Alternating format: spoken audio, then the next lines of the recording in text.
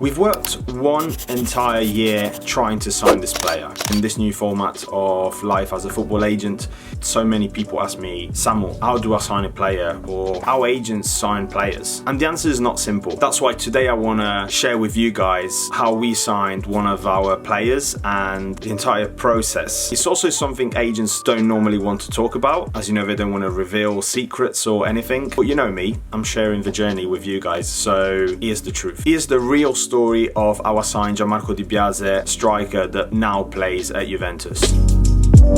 Welcome back in life as a football agent. If you're new here, my name is Samuel and I'm a FIFA agent. I'm in London Gatwick right now. We're about to take off. I'm flying to Turin, Italy. That's the good part. In this clip, I'm going to Turin to meet Gianmarco and to meet his family and to watch, hopefully, one of his matches and to shoot for his new boot deal. This is the good part. The story starts way before that. So as an agency, we have a process on how we find players and which players we want at the agency. There's data. We have an internal match analyst, as you know. I think you've seen him on this channel. But still, sometimes as an agent, I see a player, I just fall in love with that player. And that's what happened in this case. Of course, there's still the work to be done and the research to be done and the data to be checked. But in my case, when I do believe in a player or I do fall in love with a player, I normally tend to really go for that player. Luckily, the clips and the data also confirmed what I've seen. And this story starts in October, November 2022. So I was watching matches and I was watching Serie D in Italy.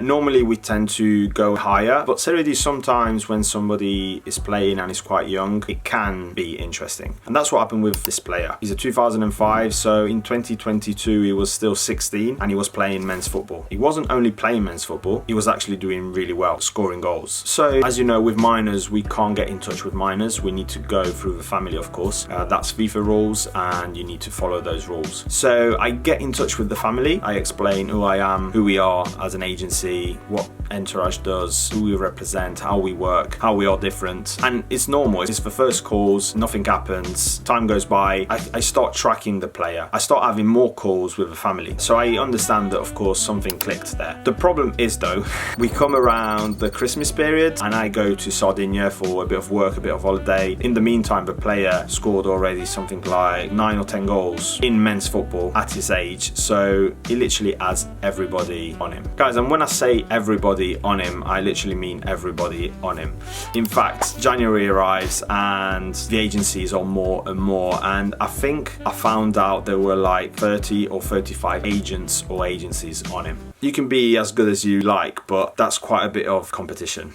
You don't believe me when I say this job is hard, do you? It's hard. It's hard. Anyway, it's not only the agencies, guys. It's actually the clubs as well, because all of a sudden, Serie B clubs and Serie A start to be interested in him. I won't mention the clubs, but if you Google it, you will see that I think 6 or 7 or 8 Serie A top clubs all try to go for him or try to buy him from Pistoiese, the club where he was playing at the time in Serie D. So in this period, the things go a little bit quiet because the family, of course, understands that the clubs are interested anyway and that they can make a move without an agent, even if, of course, we don't recommend that. But sometimes it's from the clubs as well. They prefer, don't have any agents involved. So this period, it is a little bit frustrating because there's a player that I like, that I want, and that I know that we can really help, but of course things go quiet. And trust me, the feeling is not great. When things go quiet, it's very easy to go down a little bit, but it's part of our job to get yourself back up every day because it's just the nature of the job. But I don't let go. Anyway, end of the transfer window. So Juventus sign him. There's of course all the media of the press around this move. It's a massive move for the player, for the family, and you feel a little bit like I missed it. We could have been part of it. But at the same time, it's a great move for the player. So I was genuinely really happy for the player. So he signs for Juventus, but they decide to send him out on loan in the same club where he is because he was doing so well. And it was a good idea because the player really goes well. So other agencies keep coming. But by this time, I feel like there is a little bit of connection, especially with the family. They like what they've seen. We've done quite a few calls, quite a few Zooms, and we decide in April to meet up and we decide to take them to a Juventus match. as he will be going to Juventus, as we represent David Trezeguet and Bremer from a commercial point of view. So we decide to go and meet them out. And if you go back in the channel, there is a vlog that I shot in Turin where I mentioned that I'm meeting the player and his family, but I can't really say the name. Looking back, it's quite interesting. The trip in April in Turin is great. We get together, we go to a match together, and it's generally a good meeting. But I know that we're very far off from signing this player. In the summer, he will be starting with Juventus, so there's no rush. Fast forward, we keep on doing meetings, doing phone calls, and at this point, guys, I really want this player. And there is the first good news at the beginning of the summer. I understand a lot of agencies, of course, after the move at Juventus kind of fade away because they see no opportunity on making money. Yeah, that's how many agencies operate. So they fade away, and there's still quite a few interested, but we are in the run. It looks like we are in the top 3 agencies for both the parents and the player. So good news, we are in the race and we are in the top 3. Yeah, I go to Sardinia, more phone calls, and then I get the news that it was between us and another agency that, of course, I won't mention. They went for the other agency. Not a great time, not a great period.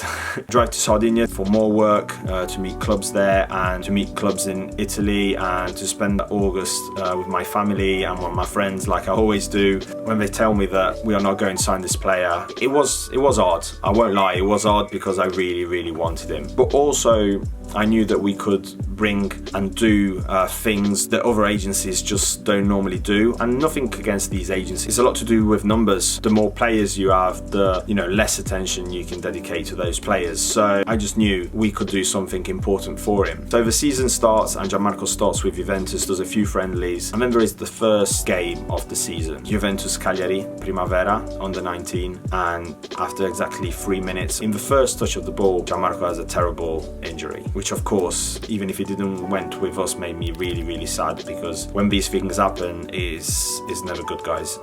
Injuries are one of the worst things that can happen to you, but at the same time, if you take them with the right mindset, they can be a big opportunity. Of course, him and the family were gutted because you just signed for a new club, a club that also invested in you. So anyway, there is this injury. By this time, I'm convinced Gianmarco has signed with another agency, but I still keep in touch, I still keep in contact, because I mean, that's how I am, that's how we are at Entourage. I really cared, and especially after the injury, I wanted him to be back stronger, so I kept in touch with the family. And at the end of September, I was speaking to the dad and said, like, okay, you guys signed and with the agency, and he actually said they didn't sign. They were thinking to sign with that agency, but things were changing. I don't know if it was the injury, I don't know what happened. All of a sudden I felt like everything changed again. Of course, I can't tell you how happy I was. I'm pumped that I still had an option of working with Gianmarco and his family. So I said, guys, as last test, we would like to invite you in London, of course, to see our offices, see the people behind Entourage, because that's the type of relationship we want. So Gianmarco had surgery, was starting his recovery back. Of course, he was far away from getting back on the pitch, unfortunately, because an ACL injury, you are talking about at least between 6 and 8 months recovery time, sometimes even 9 months recovery time. And they agreed. They said, okay, end of November, early December, we'll come to London. We want to meet you guys as well again. And that's what happened. They came to London. We spent some time together. We had some good Italian food. And we went to see a match together, to Spurs Newcastle at the stadium. That's when I really understood that we had a big chance of finalising things and signing. In fact, they went back to Italy. After a week or 10 days, Gianmarco called me and said, I want to sign with Entourage. Guys, I was so happy. So happy because I really wanted to work with Gianmarco, and we really tried everything. When we say everything, to be fair, is not everything like some other agencies do, unfortunately, because, guys, it's wild out there. They throw everything at players. Don't think everything is kind of within the rules and within the books, but again, it's not my business. I know how we operate, and I was so proud about myself, I was so proud about Entourage, and I think it was a big statement of what we are doing and what our plans are. But anyway, the job didn't stop there. Actually, that's when it started. We started to work on him and to work together with him. Communication is great, because I already said this, I only want to work with players and families that I get on with, because that might be very selfish from my point of view, but I just know that things can't happen and can't work if I don't get on well with a player and the family. Gianmarco didn't have a boot deal. Reason why, of course, we spoke with quite a few brands, and out of all of them, now I can say it because by the time you'll see this video, we have just made the announcement. Puma made an offer, a good offer. He signed with Puma. Even there, we didn't want to do things the normal way, so that's why I flew to Turin, of course, to meet him, hopefully to see his comeback on the pitch. We organised the shooting for him, the photographer and the videographer, to make a proper announcement, because that's what both Gianmarco and Puma deserve. And by the way, let me know in the comments if you would like an episode on how the brand deals with players and the boot deals work, because I think it's very interesting and there's a lot of misinformation on this topic. Let me know in the comments because I'm happy to do an episode dedicated to this. In the meantime, Gianmarco finished his recovery and also made his return to the pitch. It was against Genoa. Unfortunately, the result wasn't a good one for Juventus, but he came on last 20 minutes. And I was kind of, to be fair, I was a bit emotional about it because we worked so hard on everything and we lived the injury a little bit with him. And seeing him back on the pitch, it made me so happy. So what's next for Gianmarco? Well, he still has 2 years contract at Juventus, and this next season coming is going to be his proper first season. So we're going to help him out during the off season as well. We're organising a camp with our personal trainer, with our striker coach. This is the type of work that I think about when I'm thinking that we do try to go the extra mile for our players. So we want to get Gianmarco ready, fit and at his peak, at his best for the start of a new season. So guys, this was the story of how we signed Gianmarco